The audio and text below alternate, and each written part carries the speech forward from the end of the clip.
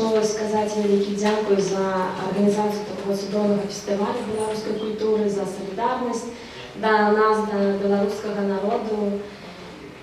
І справді вельми ганаруся тим, що сьогодні відкриваю наш поетичний вечір.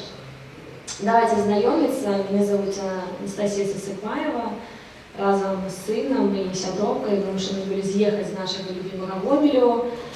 Стойно рада, що в самих перших зон був організований такий волонтерський агітпартизанський рух, який існує і сьогодні. Ось, ну і зараз прочитаю вам вірш Максима Танка, який вельми відкликається в моєму серці.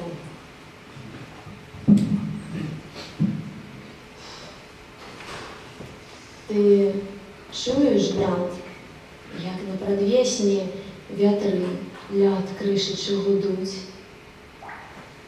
як на свою родину з пісні птушки з вирою лятуть. Погоні силы боевые, и вы рыхтуйтеся в поход, каб знищив пути вековые наш заняволений народ.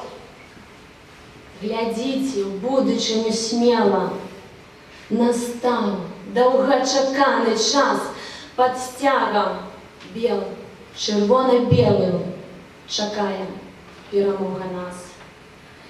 Нехай же меч погоні зяє, гартуймо нашу єдність, моц. Веди нас, воля просвятая, до нової слави, нових сонць. Живе Беларусь!